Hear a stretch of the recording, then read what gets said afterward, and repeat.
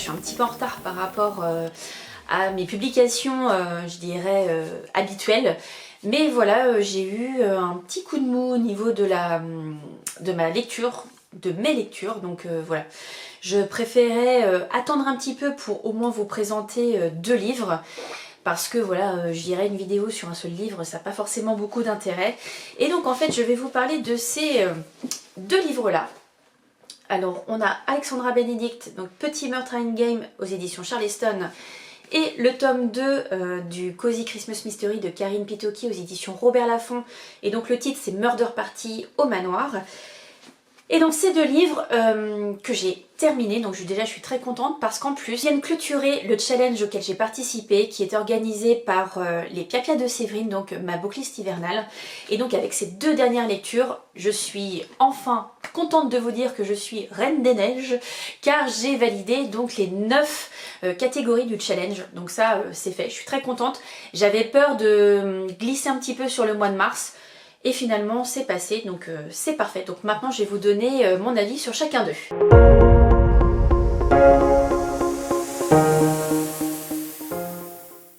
On commence donc par le premier, par Petit meurtre à Endgame d'Alexandra Benedict aux éditions Charleston.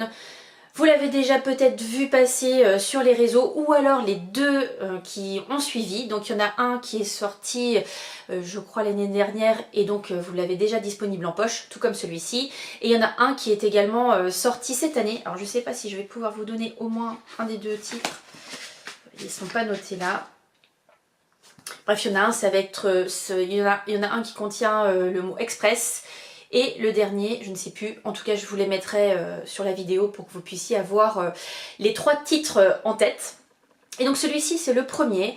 Dans le teaser de la vidéo de la semaine dernière, je vous avais dit que j'entendais beaucoup le mot Cluedo revenir, enfin le jeu du moins, revenir en fait pour qualifier cette histoire. Et effectivement je confirme.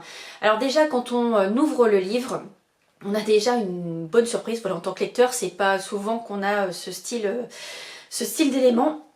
Donc en fait, l'autrice va nous expliquer que ça va être autour d'un jeu, que l'histoire va aussi tourner autour d'une comptine anglaise concernant 12...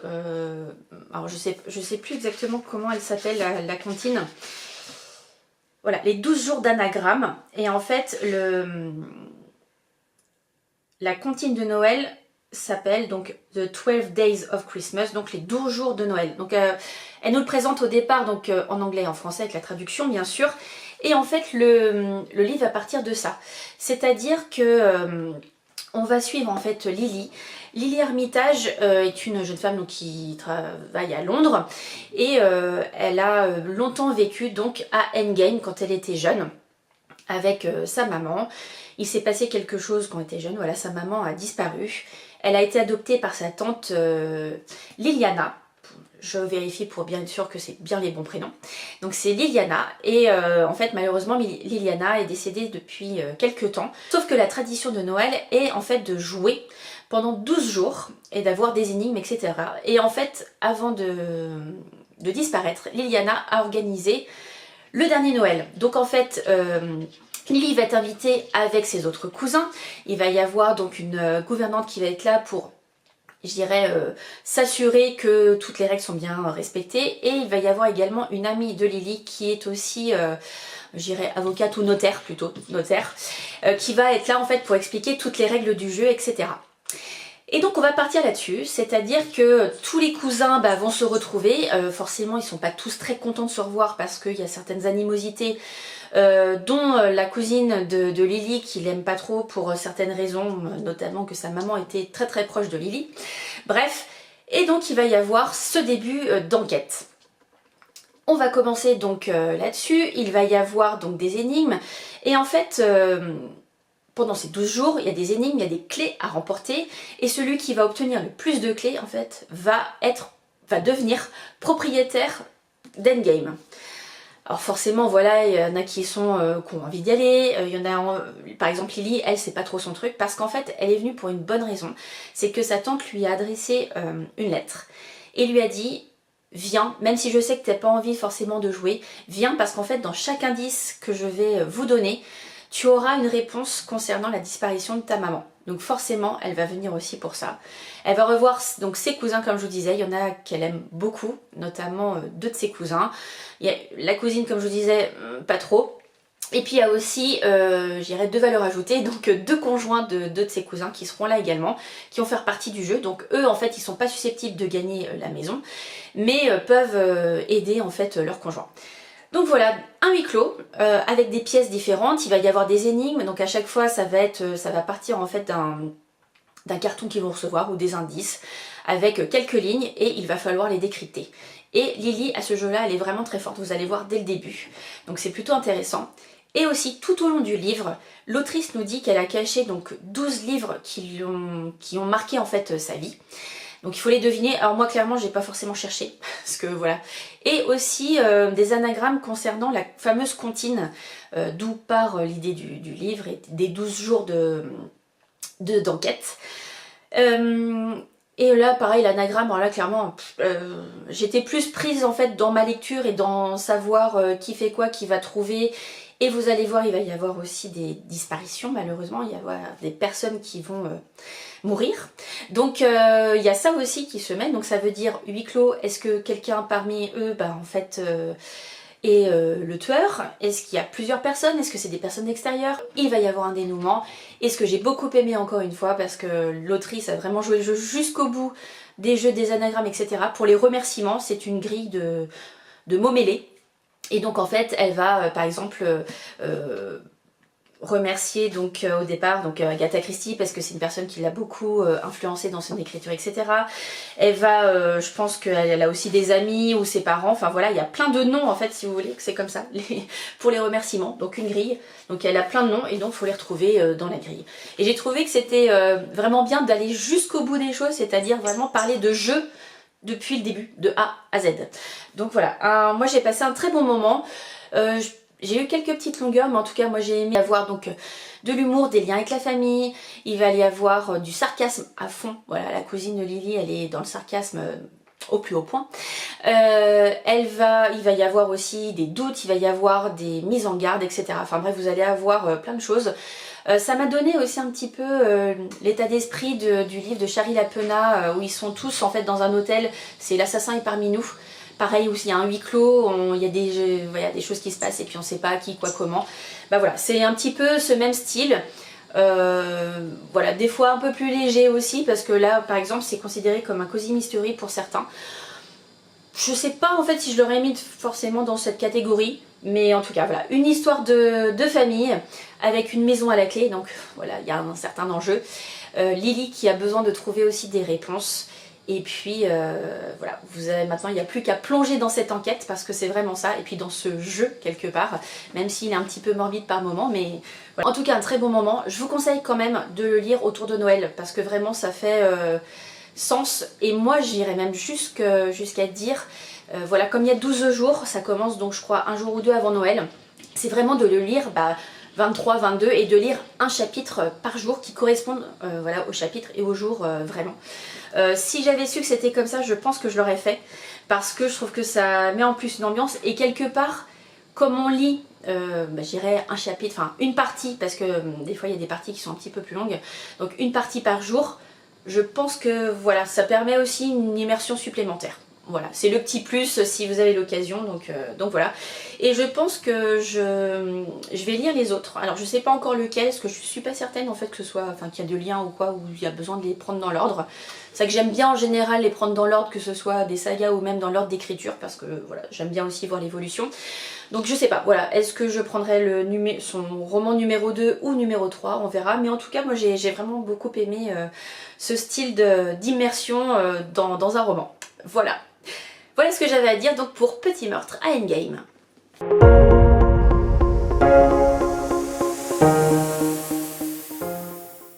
Je passe maintenant à ma deuxième lecture, donc Murder Party au Manoir, qui est le tome 2 du Cozy Christmas Mystery de Karine Pitoki aux éditions Robert Laffont, La Bête Noire. Toujours un travail magnifique au niveau des couvertures. Je vous remontre le tome numéro 1, qui était donc celui-ci, où on découvrait donc Joanne et Laurie qui sont des amies d'enfance. Joanne est scénariste, elle s'est, je dirais, dans le tome 1 en fait, elle s'est exilée pour réaliser le métier de ses rêves, elle a connu quelqu'un, etc. Et donc suite au décès de sa tante Gladys, elle va hériter donc de son cottage et donc elle va retourner à Sainte-Marie-Hill où elle a énormément de souvenirs quand elle était jeune, etc. Il va y avoir les voisines qui vont aussi enquêter, vous allez voir. Donc le premier a déjà une enquête et en fait le deuxième, on retrouve Joanne, donc quelques temps plus tard. Elle est très très proche de son neveu, parce que voilà, son frère, elle a un petit peu coupé les ponts vu comment ça s'est passé quand il y a eu les décès, etc. Donc, mais par contre son neveu, voilà, elle l'adore et elle décide de lui offrir pour Noël quelques jours dans un manoir pour effectuer une murder party. Donc voilà, ça plante déjà un petit peu le décor. Forcément, ils vont pas être que tous les deux. Il va y avoir la petite copine de son neveu. Il va y avoir également le voisin autour de 70 ans. Et puis, il va y avoir d'autres personnes qui vont participer à cette murder party. Et normalement, Laurie doit les rejoindre pour récupérer le chat de Joanne.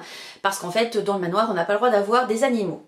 Sauf que, s'ils vont être bloqués, ils vont être...